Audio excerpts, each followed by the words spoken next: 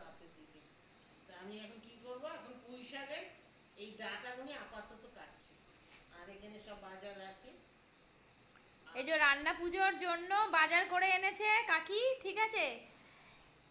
এই যে কত রকম ভাজা বললে?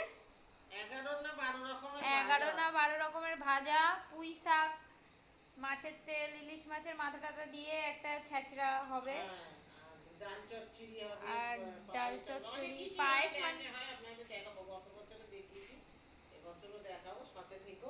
এইটুকুনি শেয়ার করলাম। হ্যাঁ, এখন অনেক কাজ, যখন হবে তখন শেয়ার করো। সবকিছুই ভেটকে গেছে, আর কি বলবো। হ্যাঁ, বৃষ্টিতে এবছর বাজার করতেও দেরি হয়ে গেল, নাহলে এতক্ষণ কাটাকুটি হয়ে যায় আমাদের, বল। চালু হয়ে যায়। হ্যাঁ, সবাই আছে, সবাই বাড়িতেই কাজ, অসুবিধা হয়ে গেছে বৃষ্টিতে। চলুন বন্ধু, এখন টাটা, আবার পরে আসছি। হ্যাঁ, এই তো বন্ধুরা, ধোঁয়া নিয়ে বসে আছি, দেখুন। জোরে বলে তো শুনতে পাচ্ছে না তো। বাবা, কত জোরে বলবো, ধোঁয়াতে কথা বলতে পারছি না। উনুন জ্বালিয়েছি সবে, এই যে কয়লা ভেঙে কাঠ কেটে উনুন জ্বালানো হয়েছে, এবার ভাত বসানো হবে ঠাকুরের জন্য। আমাকে দেখতে পাচ্ছেন না, ধোঁয়া দেখতে পাচ্ছেন? দেখুন, শুরুটা দেখিয়ে দিলাম, কত চোখ জ্বালা করছে।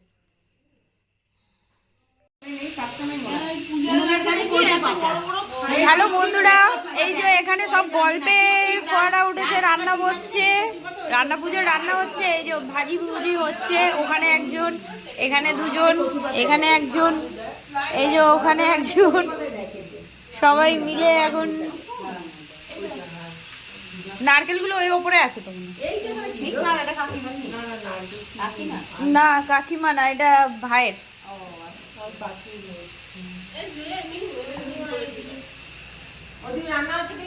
হ্যাঁ, এদিকে রান্না হচ্ছে, সবাই বসে আছে। এই যে ভাজি হয়ে গেছে, ভাজি নিয়ে আসছে। আর আমাকে কি কঠিন কাজ নিয়ে দিয়েছে, দেখুন ভাতটা বসিয়েছি। আমাকে কি বলবো, আমার চালটা কাটছে, চালটা কাটলাম, এবার নারকেল কোড়া হবে। এই যে নারকেলগুলো রয়েছে, কোড়া হবে। এখানে এতগুলো ভাজা হয়ে গেছে, এত রকম ভাজা সব হয়ে গেছে।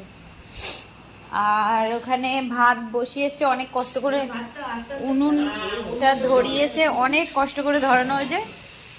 তারপর ভাত, হ্যাঁ, কয়লাগুলো ভেজা ছিল। হ্যাঁ, স্যাঁতস্যাঁতে কয়লা, কত হাওয়া দিয়ে দিয়ে যখন খাইয়ে নিয়ে যদি বস্তা করে তুলে রাখতে বউ এখানে কি করে ঘুমাবে।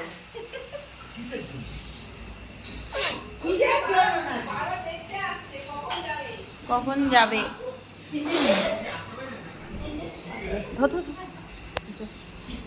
করেছো?